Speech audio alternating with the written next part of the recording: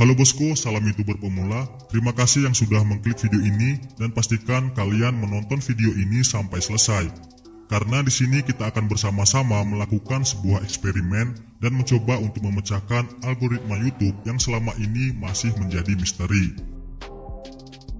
Sebagai YouTuber, kita wajib untuk mengenal yang namanya algoritma YouTube. Walaupun kita tidak begitu paham, tapi setidaknya seorang YouTuber harus tahu bahwa di YouTube itu ada yang namanya algoritma.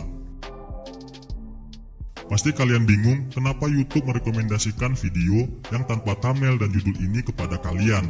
Nah, itulah hebatnya sistem algoritma YouTube saat ini. Algoritma YouTube tahu video apa yang ingin kita tonton bahkan sebelum kita mengetahuinya. Nah, apa itu algoritma YouTube? Algoritma YouTube adalah sebuah sistem yang mengatur video yang diunggah ke YouTube dan mengarahkannya kepada penonton. Dan bukan hanya mendata setiap video di YouTube, tapi mendata juga setiap perilaku penonton di YouTube. Seperti jenis video apa saja yang sering kita cari dan kita tonton, jenis video seperti apa yang kita sukai dan tidak kita sukai, semuanya dibaca oleh sistem algoritma untuk menyesuaikan setiap videonya dengan penontonnya masing-masing. Nah, tapi yang masih menjadi pertanyaan, bagaimana cara kerja algoritma YouTube menilai sebuah video sehingga video tersebut dikatakan layak untuk direkomendasikan kepada penonton? Algoritma ini terus melakukan perubahan dari tahun ke tahun, di mana di tahun-tahun awal, algoritma YouTube lebih menilai dan meranking video berdasarkan jumlah tayangan terbanyak. Nah, karena dengan algoritma seperti ini, maka banyak YouTuber yang melakukan clickbait. Kemudian algoritma juga pernah melakukan penilaian pada panjangnya durasi video dan lamanya waktu tonton.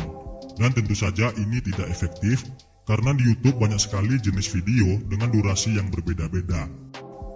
Dengan terus melakukan perubahan hingga saat ini, akhirnya algoritma YouTube lebih mengacu kepada kepuasan penonton. Dan data yang menunjukkan kepuasan penonton adalah retensi penonton, yaitu berapa lama waktu yang dihabiskan penonton dalam sebuah video. Dan pastinya tetap akan dipresentasikan dengan keseluruhan durasi videonya. Nah, jadi di sini algoritma metadata video dan interaksi penonton tidak berpengaruh jika sebuah video tidak bisa memuaskan dan bermanfaat bagi penontonnya. Seperti video ini, tanpa metadata dan hanya dengan editing ala kadarnya, tapi direkomendasikan oleh YouTube kepada penonton yang tepat. Cara kerjanya kurang lebih seperti ini.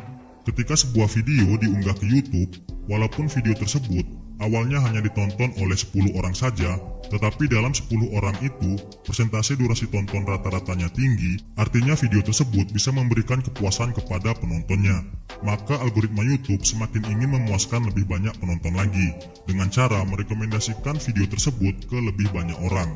Misalnya ke 1000 penonton baru, dan jika dari 1000 penonton baru tersebut, hasilnya juga memberikan kepuasan, maka algoritma akan merekomendasikan ke lebih banyak penonton lagi. Bisa jadi ke 10.000 penonton baru atau bahkan ke 100.000 sampai jutaan penonton baru lainnya, jika memang video tersebut benar-benar memiliki nilai dan memang layak untuk disebarluaskan. Jadi algoritma YouTube sekarang benar-benar berusaha untuk memberikan kepuasan dan manfaat bagi penonton, entah itu manfaat inspirasi, edukasi, motivasi, manfaat informasi, bahkan hanya sekedar manfaat hiburan.